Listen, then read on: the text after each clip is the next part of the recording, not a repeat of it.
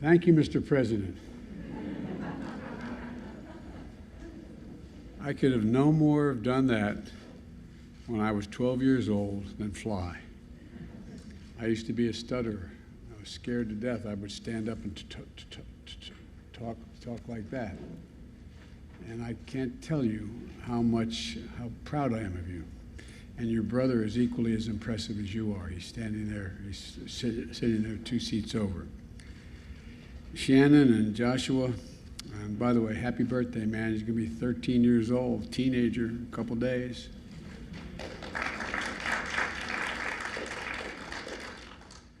I want you to know that lowering the cost of prescription drugs is one of the reasons why I'm here with Abigail, your Congresswoman. And that's what I want to talk about with you today. Lowering the cost of health care overall as well. Lowering the cost of prescription drugs is important, and giving families like yours just a little bit more breathing room makes a gigantic difference.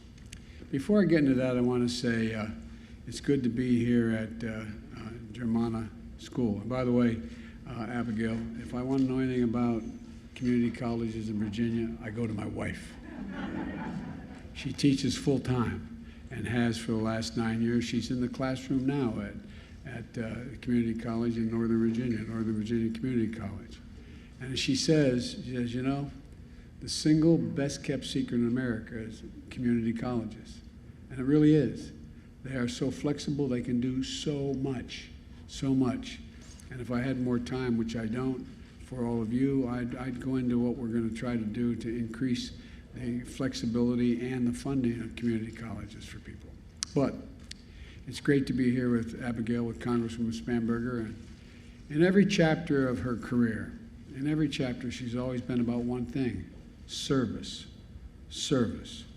I also want to thank Mark Warner and Tim Kaine, your senators here, good friends, and worked closely with me on so many things when I was a senator and now as president and when I was vice president. But they needed me in Washington today because there's votes in the Senate. I also want to thank Secretary of Health and Human Services, Javier Becerra, for two things. One, for answering my call when I asked him to come and be the secretary. I was worried he wouldn't. And how much he's helped us make so much progress in getting people vaccinated, getting health insurance, and making it more affordable health care. Look, health care is part of Abigail, Congresswoman, your Congresswoman's background. Back in 2017, she saw her representatives in Congress vote to repeal the Affordable Care Act. That was one of more than 100 Republican efforts. There were 100 Republican efforts since we passed it in our last administration to repeal the Affordable Care Act. But she knew that that was the exact opposite of what Central Virginia badly needed. You needed then and you need now more access to quality health care that is more affordable. So when I became President of the United States, that's what we did.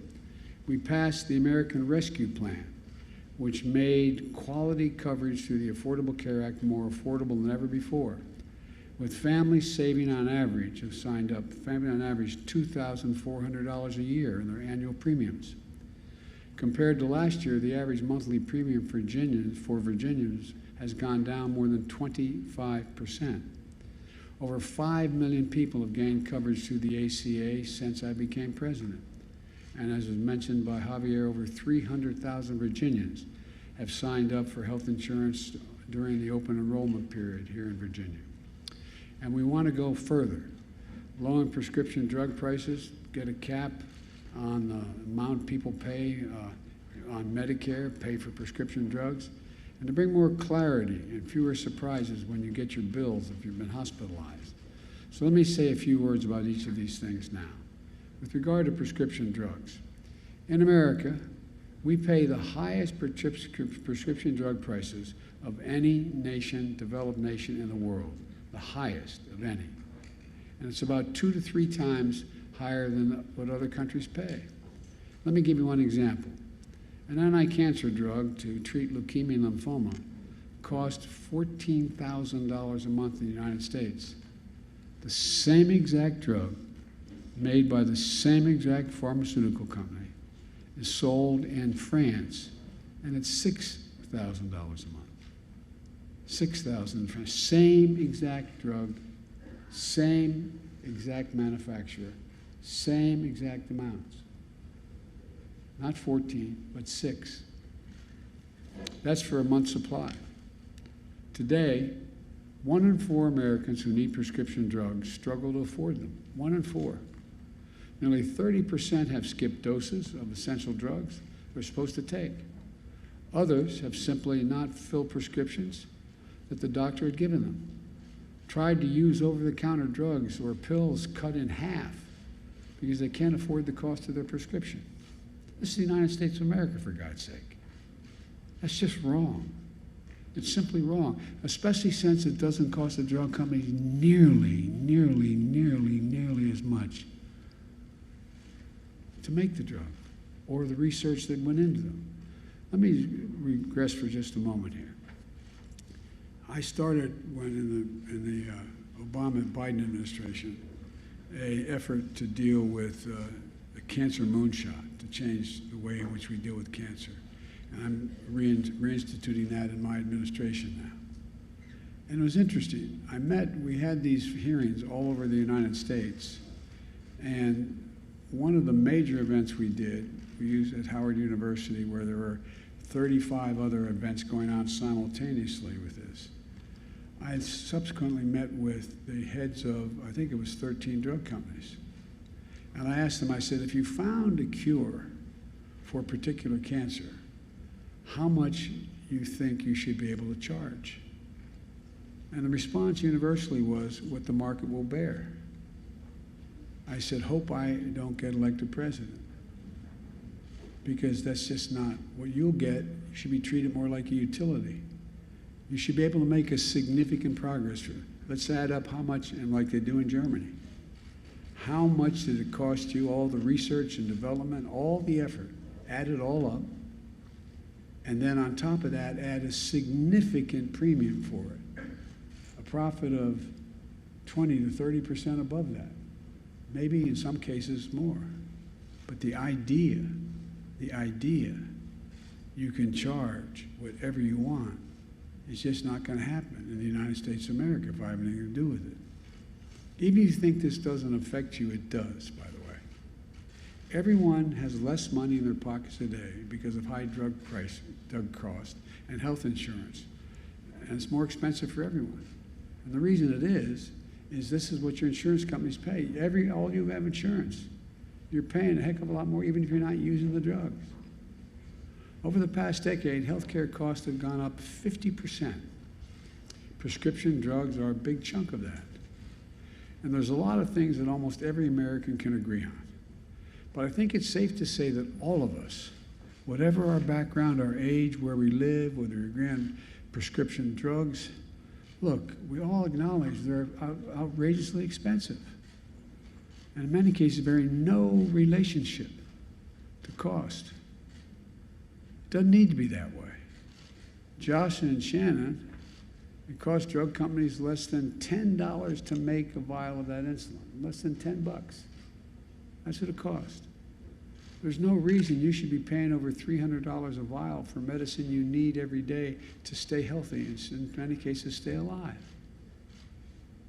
As your mom said, you've got to pay $5,600 for prescriptions before your insurance even kicks in.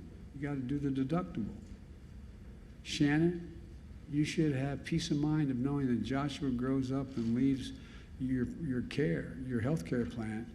He'll be able to choose a job without ever having to make a choice between which one has the particular health care coverage. You know, we're now in a position where we can cap copays for insulin at $35 a month. That's still a staggering profit, 3.5 times what it costs to produce the drug. You can do that with the stroke of we can do that with the stroke of a pen. In my Build Back Better legislation that with Abigail's leadership passed the House of Representatives, we can do that. Now we just have to get it through the United States Senate, and we're close.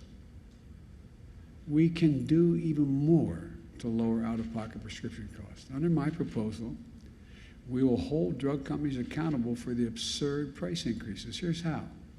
Drug companies that increase their prices faster than the rate of inflation once the price is set will face a steep tax. This will help us end the days when drug companies could increase their prices with no oversight, no accountability, and no responsibility. We're saying to drug companies, you are finally going to become accountable when you raise prices on the American people. Accountability. You're still going to make a significant profit. And we can take additional steps to lower drug costs for people with Medicare, something Abigail has championed. Right now, the only thing Medicare is not allowed to negotiate the price of are prescription drugs. For everything else covered by Medicare, a doctor's visit, they negotiate, say, we'll pay no more than this much for a doctor's visit. So if the doctors don't want to take any Medicare patients, they don't have to. But if they have a Medicare patient, which there are millions of them, they cannot charge more than a certain amount. Crutches. We limit the amount of money they can pay for crutches. But Medicare can negotiate everything except drug prices. The only outfit they can't deal with. My plan is going to allow Medicare to negotiate the prices they're prepared to pay for each individual drug. If the company says I'm not going to sell it to you for that price, fine. But they're going to lose millions of customers. Millions of customers. What we're proposing is that we negotiate fair prices, one that reflects the cost of research and development and the need for significant profit, but still is affordable and has some relationship to the cost the drug company had. My plan also caps the amount that seniors on Medicare have to spend on prescription drugs each year total, so that if they're on Medicare, they'll not have to spend out of pocket more than $2,000 a year, no matter how many drugs they're taking. With drug companies, insurance companies, and medicine and Medicare picking up the rest of the cost. And just last month, to bring greater transparency to healthcare costs, my administration outlawed surprise billing. I've had a significant experience with hospital care. My son Bo was Attorney General of Delaware and won the Bronze Star in Iraq, and dealing with being deployed overseas for a long time, for a year. You know, he came back with glioblastoma. He died. But you know what? The fact is that, and I was hospitalized a long time. I had a couple of years ago, cranial aneurysms, was hospitalized for a long time. And you can no longer get that surprise billings we got.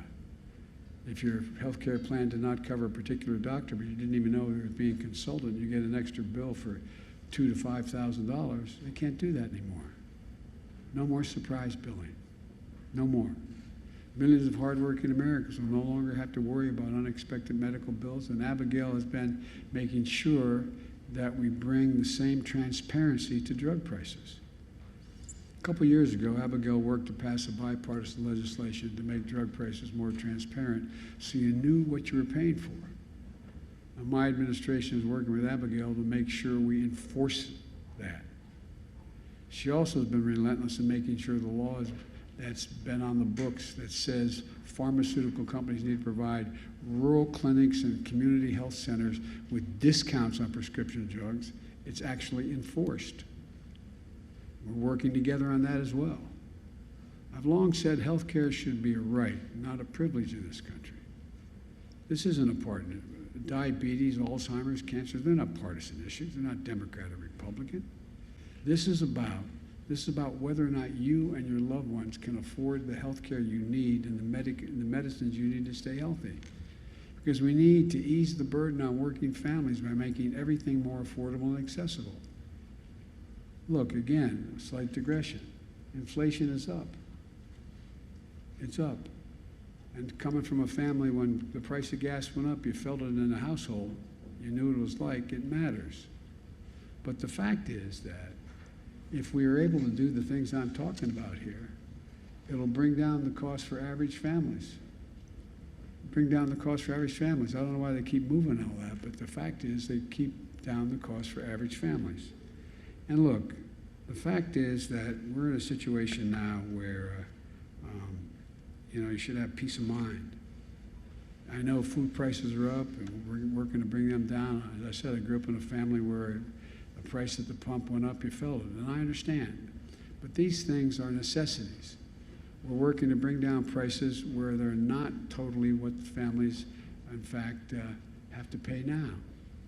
You still have to pay for child care. Child care is a cost for millions of families. You still have to pay your prescription drug prices. You still have to pay for health care. You want to lower the cost of living for people, help them in those areas.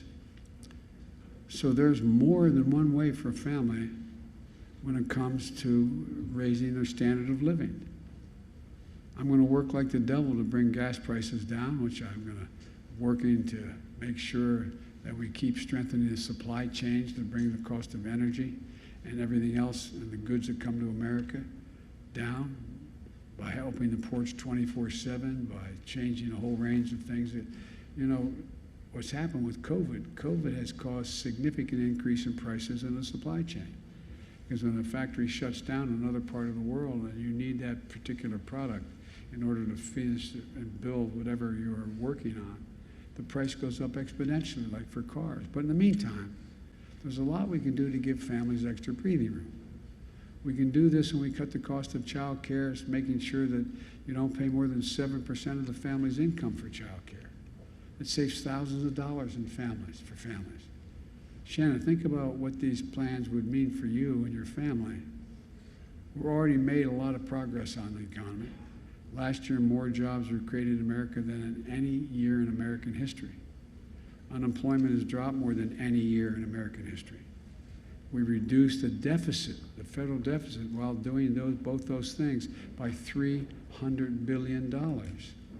We lowered child poverty by nearly 40% in America, more than any year in American history as a consequence of the child tax credit. And we're coming out of these challenges in a position of strength unmatched by any nation in the world. And I might add, and I note here to Slow, that this does not raise anyone's, if you're making less than $400,000, you're not paying a single penny more in taxes. Not a single penny more in taxes. And it does not increase the deficit because it's paid for. It's fully paid for. I've had a group of major companies from Intel to General Motors to Ford to down across the board come to me and say they want to keep these programs going, increase corporate taxes to 24%, which they were supposed to be. It gets paid for. They understand the net effect on the economy is to grow it. We know that when we invest in ourselves, there's no limit to what we can achieve. With leaders like Abigail and the brave folks like Shannon and Joshua, all of you know here today that all this progress we made is going to be just the beginning. Just the beginning. I promise you. We're going to do so much more.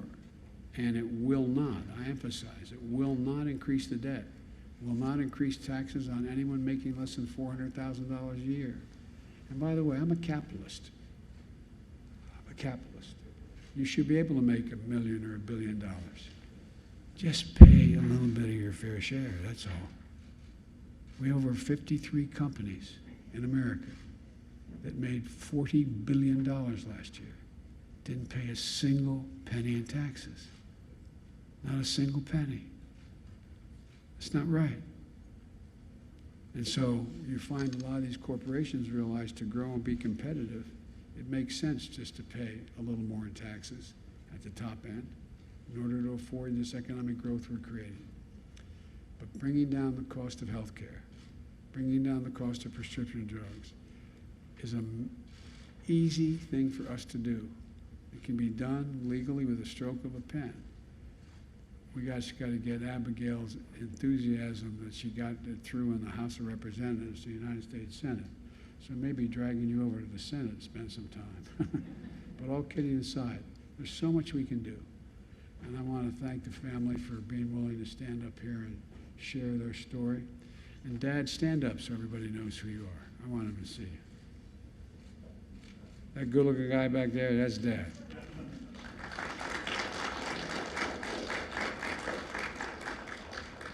Every time I'd walk out of my grandpa's house up in Scranton, Pennsylvania, His name was Ambrose Finnegan. He was an All-American football player out in Santa Clara when he was a kid. And he used to always yell, "Joey, keep the faith." My grandmother would yell back, "No, Joey, spread it. Let's spread the faith and get this done." Thank you very, very much. Appreciate it.